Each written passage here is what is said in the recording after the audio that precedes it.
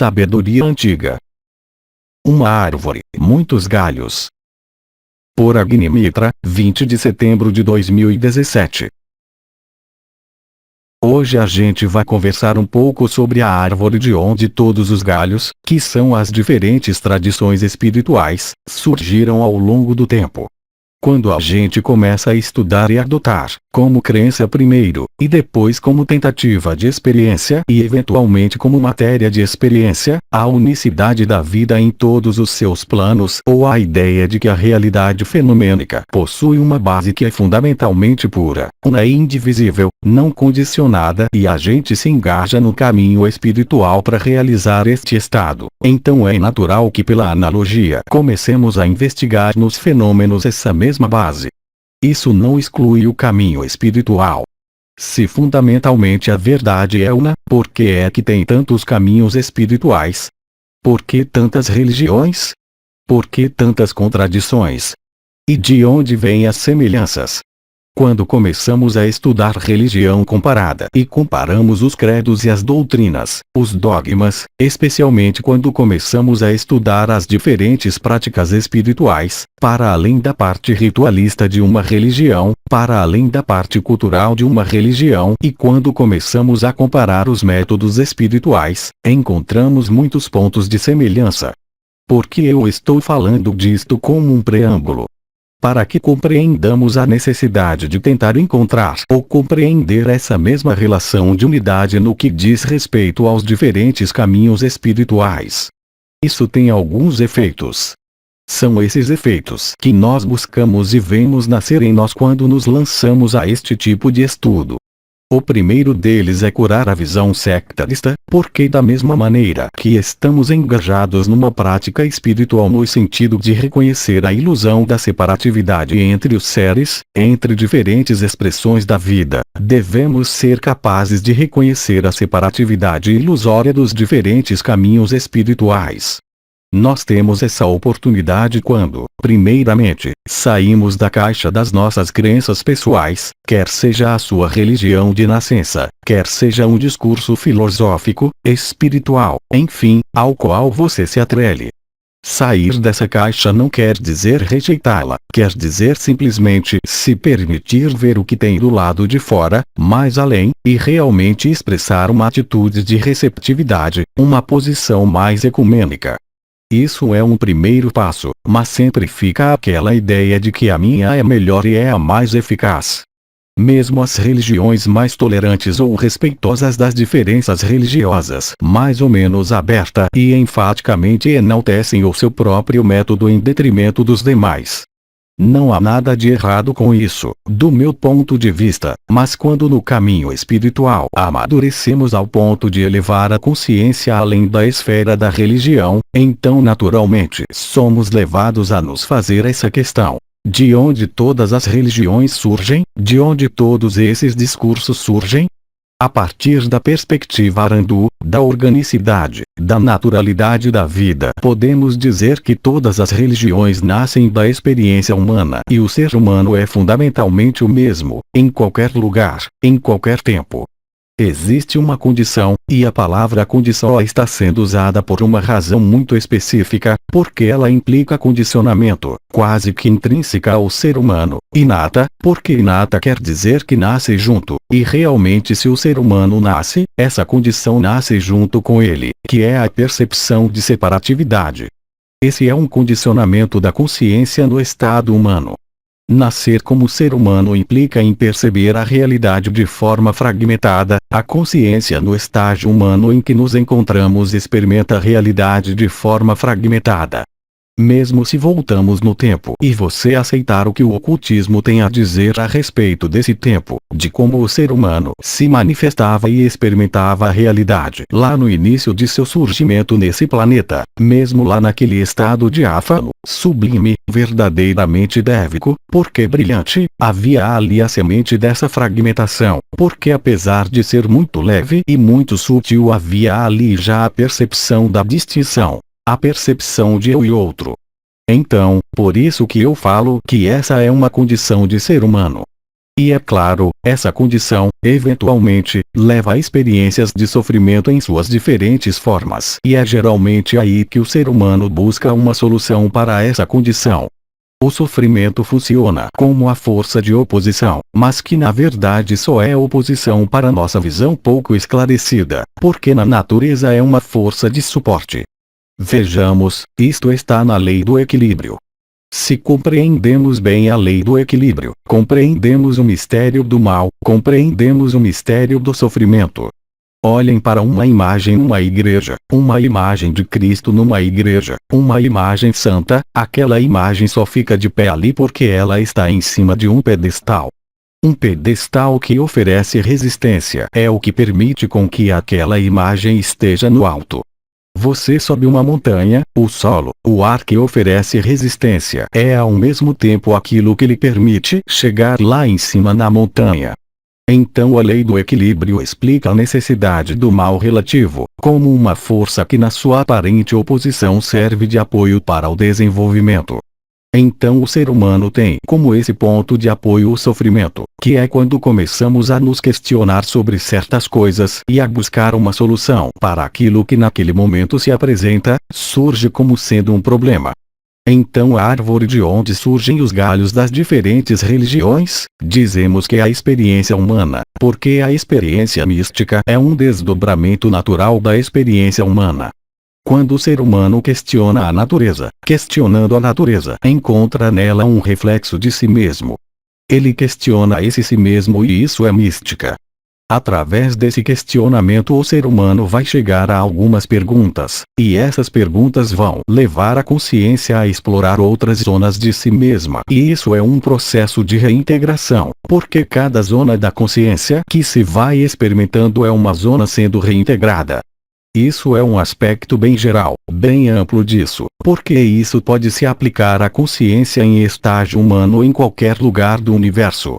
Agora quando falamos do nosso planeta, da nossa realidade, especialmente do momento que vivemos, é importante que investiguemos essa fonte da sabedoria, porque como eu disse, isso vai nos trazer primeiro uma posição de não sectarismo, ou seja, compreender que mesmo a sua religião, se você possui uma, o seu credo, o seu discurso, ele como todos os outros é uma produção secundária, ele não é a totalidade da verdade.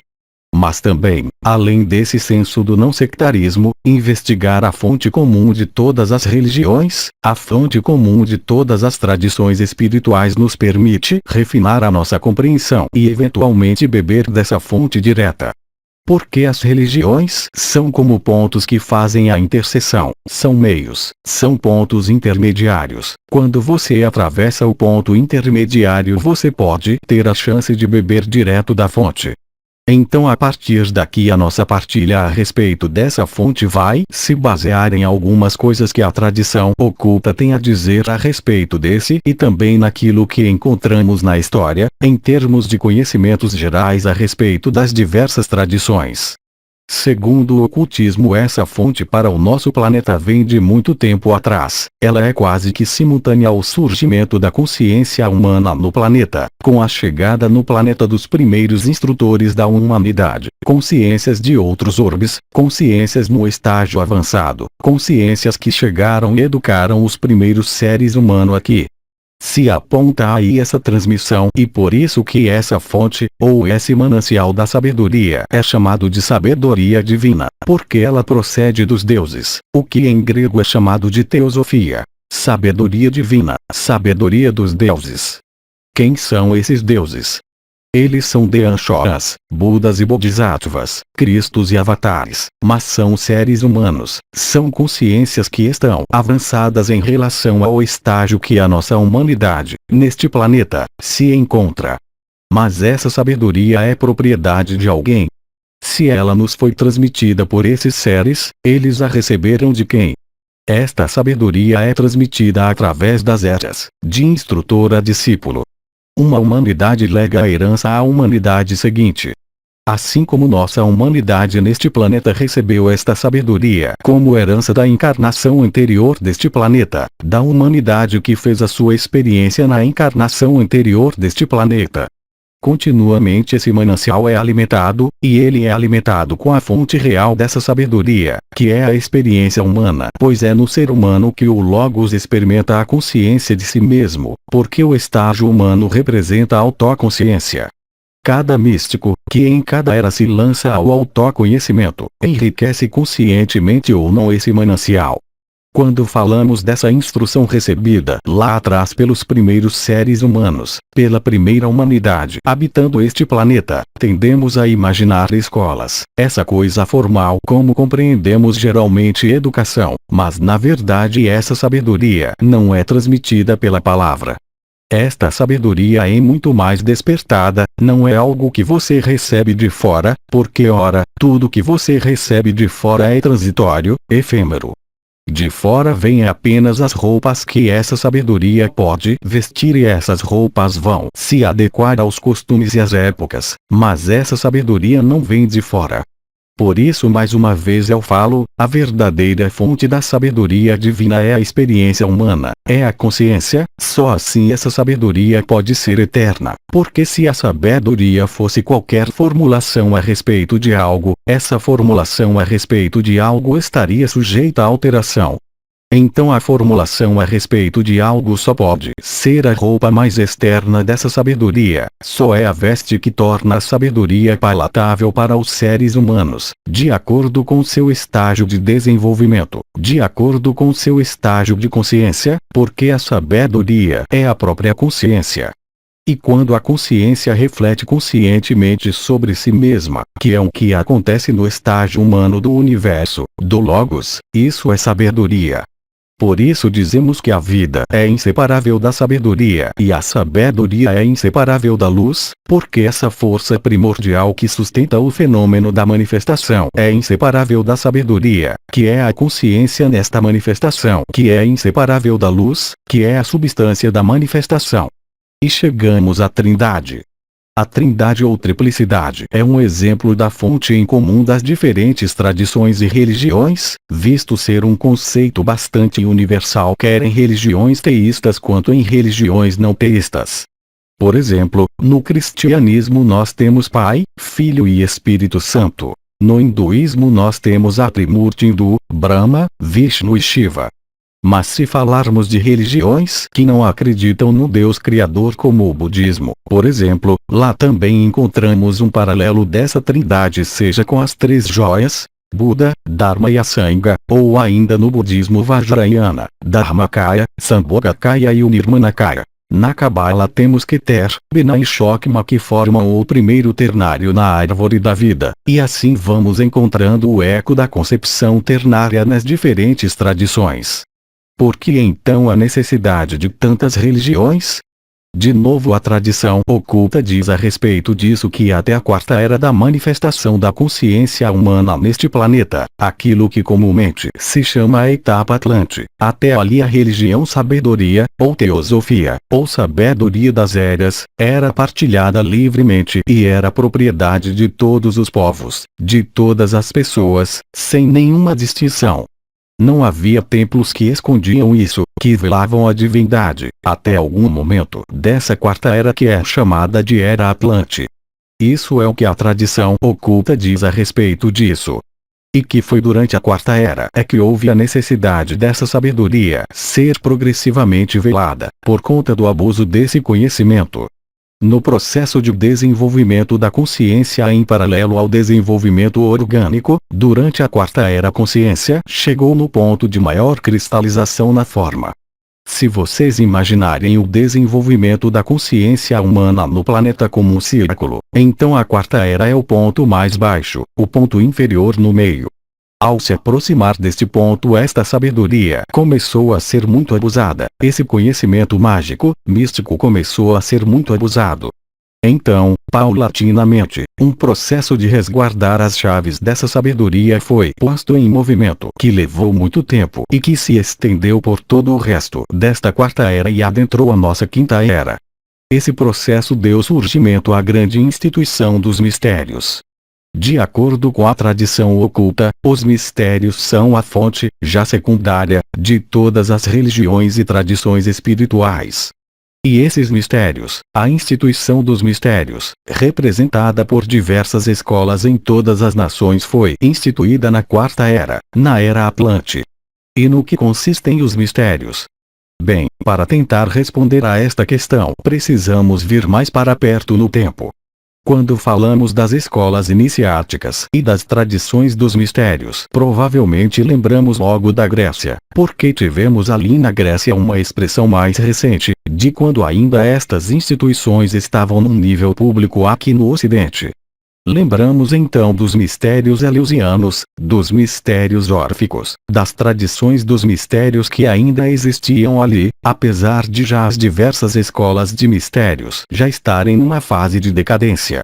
Mas ainda assim, quando pegamos o primeiro fio, os mistérios gregos, dos quais os romanos foram sucessores imperfeitos, e começamos a pesquisar nos poucos registros históricos que encontramos, que conseguimos acessar a respeito do que eram os mistérios, os primeiros padres da Igreja, alguns deles iniciados nestas escolas de mistério, e outros pensadores dos séculos adjacentes ao início da era cristã que registraram suas ideias, percebemos que vários grandes nomes, daquela época, eram iniciados nos mistérios. E esta era uma instituição pública e possuía uma força muito grande e era respeitada.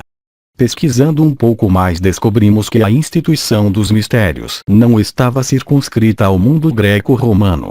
Aqueles iniciados como Pitágoras, como Platão, estudaram com outros em outras terras. Pitágoras, por exemplo, estudou no Egito, provavelmente, nas 4 grandes cidades egípcias que abrigavam escolas de mistério: Tebas, Mênfis, Sais e Heliópolis. Não somente do Egito, provavelmente Pitágoras também teve contato com a tradição de mistérios que provinha da Índia. Um dos símbolos universais da tradição dos mistérios é o Sol. No Rig Veda, por exemplo, talvez uma das escrituras sagradas mais antigas de que se tem registro, a primeira formulação da mente humana a respeito do Espírito Divino é o Sol, e esse Sol não é um Sol físico, pois este é só um símbolo do Sol espiritual, que é Atman, que recebe o nome de Vishvakarma, o grande arquiteto, o grande construtor. Esse símbolo solar foi usado para representar o processo da consciência humana em todos os lugares, porque Cristo não é outra coisa senão um símbolo solar.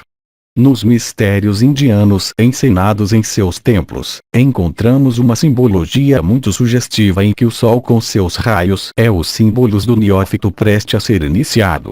O hierofante é Vishvakarma, ensinando Logos. Então o neófito tem 7 mechas de seu cabelo longo cortado pelo hierofante que o substitui por uma coroa de espinhos, se tornando assim Vikartana, aquele que teve os seus raios cortados. Essa simbologia nos leva aqui muito próximo da simbologia de Shristos e Shrestos. Shrestos, o homem virtuoso que precisa matar as paixões, para renascer como Shristos, o glorificado. Shrestos recebeu a coroa de espinhos, assim como o Vikartana da simbologia indiana, que também é coroada com espinhos e que após passar por todas as provas ressurge como o próprio Sol, Shrestos, o Sol da Justiça. Todas essas simbologias semelhantes, e se nos dedicamos ao estudo e à pesquisa séria e exaustiva, vemos que são muitas e espantosas, nos levam a concluir que há uma fonte em comum para os mistérios de todas as nações, porque as escolas de mistérios em todos os lugares em seus círculos internos partilhavam de um mesmo ensinamento. Apenas nos seus níveis externos, a instituição dos mistérios, em cada nação é que se reveste de formas e de simbologias e de mitologias apropriadas para aquela nação, para aquele povo, para aquela cultura, para aquela época. A tradição oculta, pelo menos, aponta exatamente esse processo como a explicação para o surgimento da diversidade religiosa no nosso planeta. Primeiramente, na Quarta Era, por uma necessidade urgente de resguardar os seres humanos de si mesmo, de seu poder destrutivo, essa sabedoria começa a ser velada. Olhemos novamente para o símbolo do círculo. Dentro do círculo a expressão humana estava no ponto de descenso e com esse descenso o corpo foi ficando cada vez mais bem estruturado. Ao mesmo tempo o envolvimento da consciência com a forma foi se intensificando, a identificação foi se adensando e isso foi fazendo com que o véu da ignorância se tornasse cada vez mais forte. Isso levou não somente ao abuso do conhecimento que se possuía como também à perda desse conhecimento. Então a instrução começou a ser usada como forma de recordar aquilo que era propriedade comum, que passa a ser um conhecimento latente, que precisa ser despertado. E é quando os abusos do conhecimento e poder começam a acontecer, é que provas iniciáticas são impostas então ao aspirante. E isso é basicamente a instituição dos mistérios. O iniciado passa por testes e por provas até que ele se mostre digno de receber a comunicação da sabedoria sem véus e metáforas, porque essa sabedoria não é um conhecimento intelectual, um conhecimento verbal, não, essa sabedoria é o conhecimento do manejo da consciência e das suas potências no mundo da manifestação. Essa sabedoria é a sabedoria primeiro da reunificação da consciência, do restabelecimento da consciência ao seu estado original, mas é também um conhecimento da manifestação, o conhecimento da luz, que é a substância da manifestação, de todas as suas propriedades cétuplas. E isso é muito poder para ser colocado nas mãos de um ser cuja consciência está limitada e identificada. Então quando questionamos a respeito do porquê de todo esse silêncio, de esconder, de ocultar, vemos que na verdade isso não é mesquinhez ou apropriação. Não. Isso é misericórdia na verdade, isso é cuidado, porque nós partilhamos um planeta com outras espécies e a vida é muito mais do que só seres humanos. Sem todo esse conhecimento profundo, olha o que o ser inconsciente já faz. Então, falando da instituição dos mistérios, aqui está um ponto muito interessante de pesquisa e de estudo. Publicamente os mistérios eram reconhecidos como tendo 4 níveis, tanto na Grécia quanto no Egito, inclusive existem registros de breves descrições a respeito dessas 4 etapas no Egito, mas esses eram os níveis dados a conhecer, pois na verdade os níveis eram 7, haviam 3 níveis além desses. As escolas de mistérios tinham então os seus mistérios menores e seus mistérios maiores. Os mistérios menores compreendiam uma purificação física e moral, psíquica e intelectual, o ensinamento moral e a explicação oculta das diversas alegorias religiosas, bem como o estudo das diversas ciências como matemática, como geometria, como astronomia, além de algumas das ciências ocultas. Mas os mistérios maiores eram reservados para aqueles que passavam a 4ª etapa, que eram chamados de os perfeitos, porque a eles era comunicado a palavra. Então essas 4 etapas, esses 4 níveis iniciais, tinham as suas alegorias e tinha todo o seu conjunto de conhecimentos. Além disso, as escolas de mistérios também tinham uma função social, porque adaptavam o conteúdo dos mistérios e os colocava nas vestes compreensíveis para o povo, através das encenações, como eram feitas na Grécia e em outras nações. As encenações públicas onde o conteúdo dos ensinamentos era apresentado de forma alegórica e eram ensinados como uma história simbólica, que o iniciado iria viver de maneira direta no seu processo iniciático. Esse processo de transmitir ao povo, através de uma metáfora, primeiramente, depois através de um símbolo, depois através de um mito, é o processo que a tradição oculta aponta como um processo que deu surgimento às diversas religiões. Porque os iniciados falavam a mesma língua em todas as nações, mas cada iniciado ou cada instituição de mistérios em sua própria nação, em seu próprio país, desenvolvia a sua forma de comunicar isso ao povo, de instruir o povo. Essa instrução era necessária, primeiro, por uma questão moral, porque como a humanidade estava entrando numa fase de adensamento dos seus estados de consciência, havia necessidade de uma instrução moral a ser transmitida, mas também aquilo que pudesse ser passado para que aquelas consciências mais receptivas pudessem aproveitar o impulso. Então esse é o processo que dá surgimento às diversas religiões. Esse manancial da sabedoria, que recebe diversos nomes e que a gente pode também chamar de teosofia, deve ser compreendido com profundidade para que a gente não confunda isso com a palavra, com aquilo que é dito, com aquilo que é descrito, para que a gente não confunda o dedo com a lua. Sabe, aquela historinha oriental do mestre que aponta a lua para o discípulo, e o discípulo fica olhando para o dedo? Para que a gente não confunda o dedo com a lua. Transcrição editada de uma partilha feita por Chilton Dias durante um estudo no dia 7 de setembro de 2017. Transcrição feita por colaboradores do portal Arambu.